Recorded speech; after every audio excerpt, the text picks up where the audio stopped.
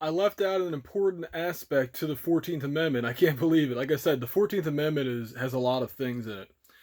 One of the most important things is the Equal Protection Clause, and that says that everybody has to be treated equally under the law. You can't make special privileges, you can't make exemptions, you can't make exceptions. Well, I know it happens all the time, but technically it's not supposed to happen. So if you have stores like Walmart or Costco or Target or Amazon or whoever, they're still allowed to be open. And then also, I believe salons were open if you're, quote, an essential worker, and if a haircut is a part of your if it's a part of your job to have a haircut or whatever it was, that's an exemption. You cannot make an exemption like that. Just like with I've always said it about the Second Amendment.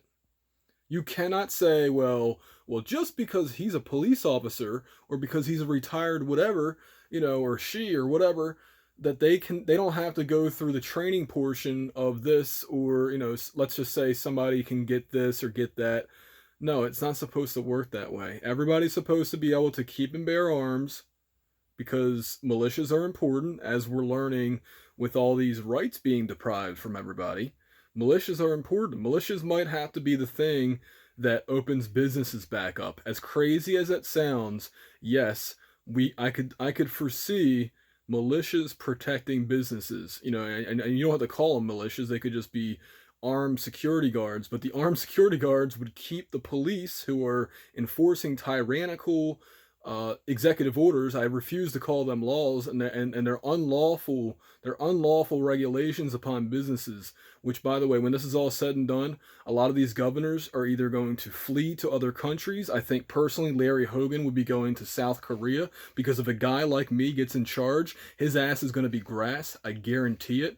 If police don't want to put him in handcuffs, I personally will if elected to a high office. I guarantee it. I want to do it. I want to record it in 4K, 60 frames per second quality, maybe even 8K. But his fat butt is going to be fleeing to South Korea. He'll take the first flight to South Korea on day one that he's out of office, or maybe even before then, because he knows for a fact that what he's doing is a criminal activity. And I've said it before, I'll say it again.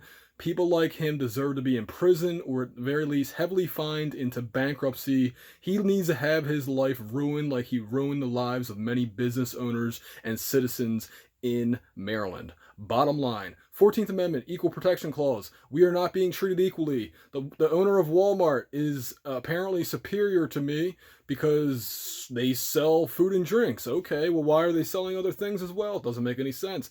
GameStop can't remain open, or maybe they can.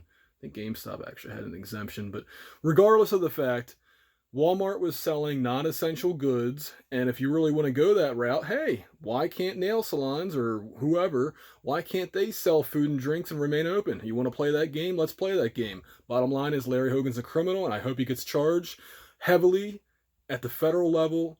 I hope his name is ruined. I hope his family name is ruined. I hope he suffers the consequences for his actions. And by the way, Larry, I think you need to start taking walks with me because you can hear how I don't have to take heavy breaths with every word that I say.